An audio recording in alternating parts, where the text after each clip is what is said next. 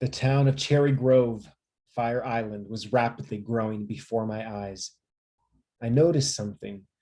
At the edge of the dock we were approaching, there were two flags. Both flags rippled majestically atop distinct 40-foot tall gray flagpoles. I knew with certainty that nowhere else had I seen these particular flags next to each other. The flag on one side of the dock displayed thick, bold rows of colors: hot pink, candy apple red, a rich tangerine orange, and then bright swaths of yellow, green, teal, royal blue, and purple. The other flag had 50 white stars in a tidy pile in the upper left-hand corner against a background of deep blue. Alternating rows of white and red lined the remaining 3/4 of the flag. The captain of our dinghy toned down the engine. In the abrupt absence of the roar of the motor, I could suddenly hear the little waves that lapped our boat. I continued staring up at the two banners that flapped next to each other, siblings in the wind. The message of their presentation was completely foreign to me, but also very clear. These two things go together.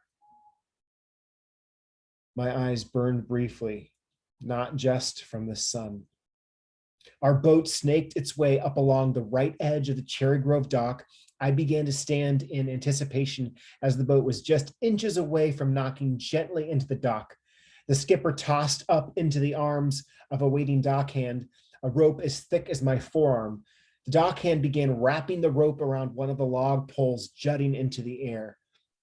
On the dock, a zenith of celebration bulged at its own seams.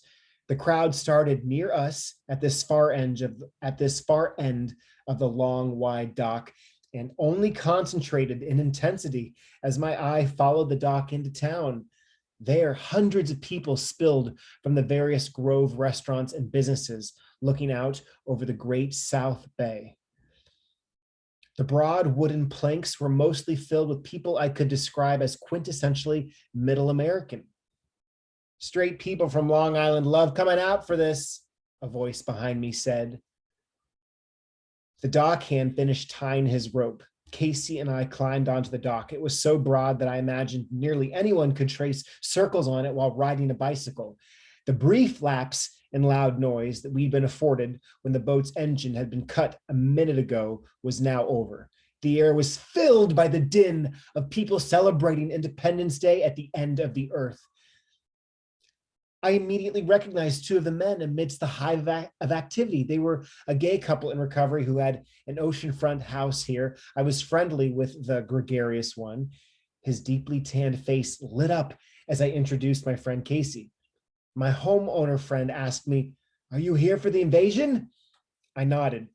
"Hurry," he urged. "You only have a little time before they start."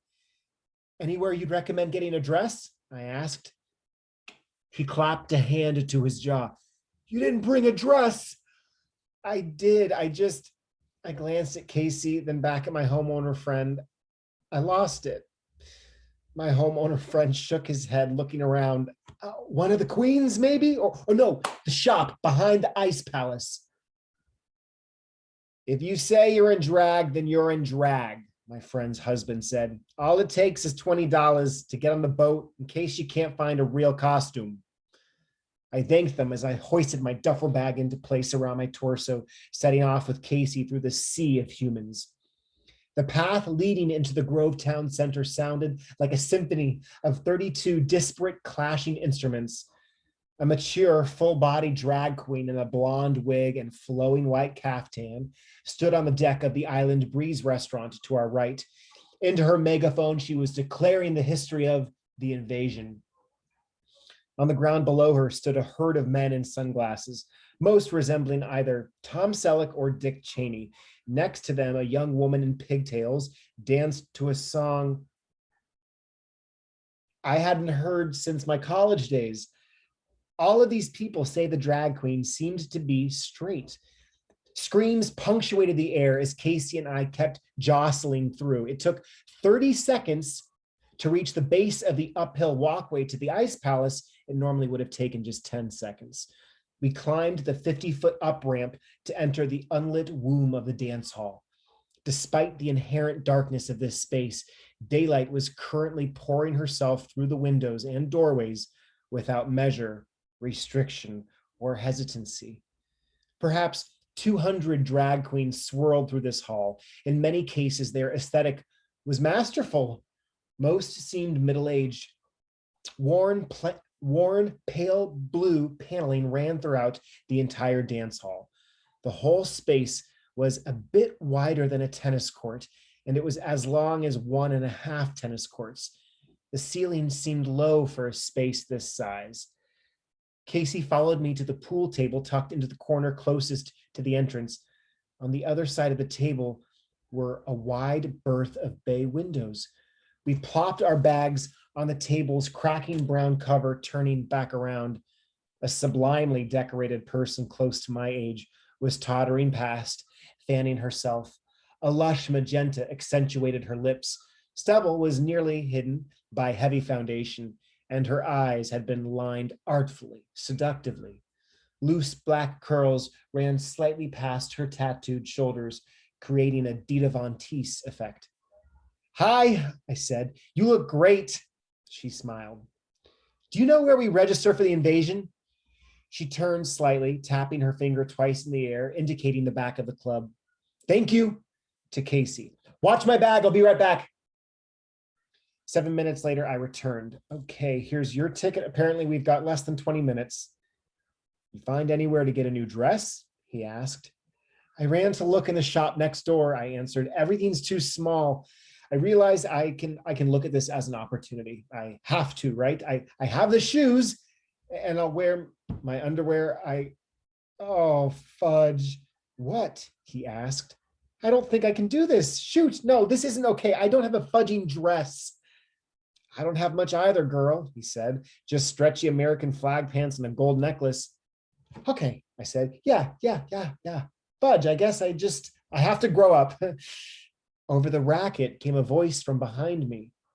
"I'm sorry." I turned.